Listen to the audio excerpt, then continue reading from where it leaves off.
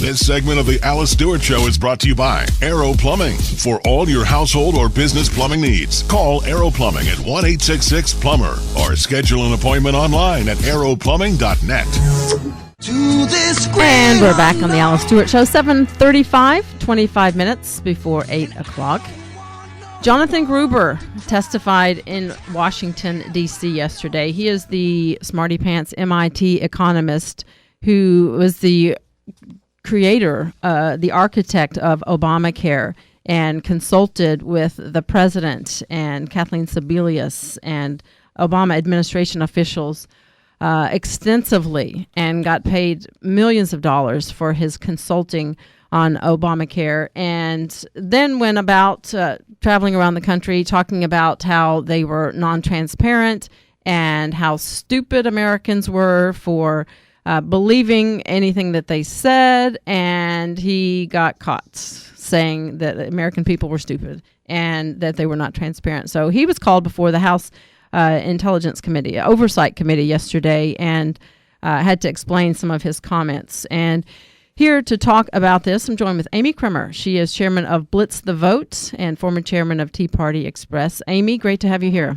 Hey, Alice. Good morning. Great to be on with you. Well, thank you. First off, your comments when we first heard word that Jonathan Gruber was going around saying anybody who believed that this was going to be a good thing and supported it, they relied on the, quote, stupidity of the American people to get that thing passed. Your thoughts on that comment?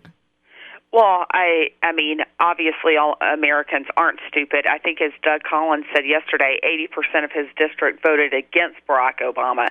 I think it's pretty stupid that Jonathan Gruber thinks the American people are stupid, because we are not, and that was proven in this past election cycle. I think this is a disgrace. I think it really is, and he did himself no favors yesterday. And it's something that continues to happen with this administration. It's like they cannot, just the president going on with George Ramos, I think, of Univision, and denying that he called himself, that he said he couldn't do these things. It's like, do they really think that Americans don't remember this stuff? Do they think these videos disappear immediately?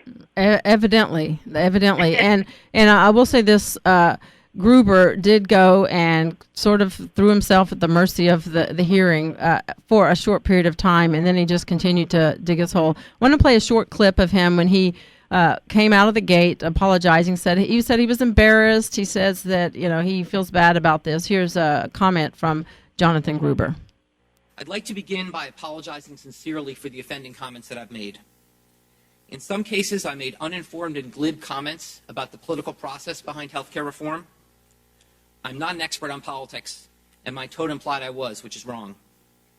In other cases, I simply made mean and insulting comments which are uncalled for in any context. I sincerely apologize for conjecturing with the tone of expertise and for doing so in such a disparaging fashion. Amy, do you think he apologized because he meant it, or because he said it, or because he got caught on tape saying Bingo, he got caught. That's exactly what it was. He is sorry he got caught. Every time he said it, he was, fluttering around, dancing around in his element. I mean, he was so proud of himself. And it's unbelievable that he goes before Congress and apologizes like that and expects us to believe it. I mean, he was telling the truth when he was saying, that it was because of the American people, that the stupidity and so on and so forth. I believe what he was saying on all those videos. I don't believe what he was saying yesterday. And the fact that the man sat there and tried to tell us he wasn't a politician. What was brilliant when Representative Cynthia Loomis said to him, right, how many people know what the CBO is?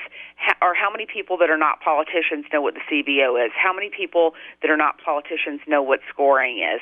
And she nailed it. He is a politician. He's played this game. It was all politics. And she nailed him right there to the wall. I mean, absolutely. That's what happened. And she knows more than anyone. She didn't use this as a crutch. She didn't use this as a ploy for sympathy. But her husband suffered some health issues, and they were told they had Obamacare, and they were told they did not, and then it was what he had was not covered under Obamacare, and then it was, and then there was a test he needed, was not able to get it, and as she so heartbreakingly and eloquently stated that her husband went to sleep one night and never woke up, and she doesn't blame Obamacare, but she blames the lack of transparency in its wording and what the policies they thought that they had. And she basically told him what he could do with his darn glibness. And it was one of the most compelling moments of that hearing. And it was an example that this is not only costing Americans money, but it's costing lives, this lack of transparency that he so boasted about in many of these highbrow elite meetings that he spoke at. Right, and I think it was, and she did it, like you said, so eloquently. That must have been so hard for her, and I commend her for, her courage in sitting up there and doing that. And, I mean, what class she had. And Daryl Issa, said to, I think at some point, Jonathan Gruber, when he said, when you were saying this to these people, did anybody challenge you on, the stupidity of the American people or what you were saying? And Jonathan Gruber says, no, he doesn't think so.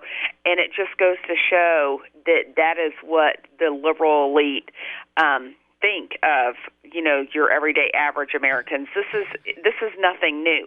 Right. But Alice, it's funny how he remembered that, nobody challenged him on that, but he couldn't remember how much money he's been paid and who put it. So, I mean, the guy's an economist, but he can't recall any number. Right. I mean, it just is beyond belief that he thinks the American people bought what he was selling yesterday. He really made it worse for himself, I believe. Absolutely. And the point that no one called him out or said anything about this when he was stating this, it just goes to show what happens when you get in the academia groupthink. And they all say, well, he's a smart guy. I'm going to go along with that. It makes perfect sense to me. But you know what, Amy? You've been out there. I've been out there in the fields of Iowa and in New Hampshire and South Carolina, across this great country with average, ordinary folks, Tea Party folks, ordinary folks. When this was being crammed down Americans' throat, they said this will not work. You can't add more people. You can't. This is not going to work. So it's the average, ordinary folks that were the smarty pants in this and said this is not going to work. And come to find out, what the people that you talked to and the folks across this country, they knew this was not going to work. Right. Absolutely. And, I mean, America's waking up. We saw it, just with the November election. And I mean, Democrats, I sat yesterday and listened to the people calling in to the C-SPAN show after the hearing was over, and Democrats are mad about it. I mean, right. You could see some Democrats yesterday at that hearing that were mad about it. So I hope that with the new Congress in January that we get to the bottom of some of this. What I'm really, really tired of, Alice, is having these hearings and then nothing comes of it. Right. Nothing happens. It's like all for show. So these people on these committees can get up there and ask some questions. Well, it's time for us to take some action and hold some people accountable. And I hope that they start doing that in the new Congress, because you know what? That's what we sent you there for. That's why we elected you. And so you need to do something with the power that we've given you, and don't just go around showboating for everybody, because so far that's what we're seeing with these committee hearings. I'm not blaming. I'm glad that we're having the hearings, but we need to do something with the information that we're finding out, because if it was an everyday average American that were lying the way that Jonathan Gruber and this administration is lying, we could not get away with this. Absolutely. And we hold our congressmen feet to the fire in January to make sure that the changes are certainly made. We appreciate your time today. Amy Kremer, chairman of Blitz the Vote. Amy, thank you. Have a great Christmas. Thanks, Alice. Merry Christmas. Merry Christmas. All right, we will take a break, and we will take a look at the upcoming legislative session here in Arkansas. What is in the works? What will be on the agenda? State Senator Bart Hester joins us after this on The Alice Stewart Show. This segment of The Alice Stewart Show brought to you by Arrow Plumbing. For all of your household or business plumbing needs, call Arrow Plumbing at 1-866-PLUMBER, or you can schedule an appointment online at arrowplumbing.net.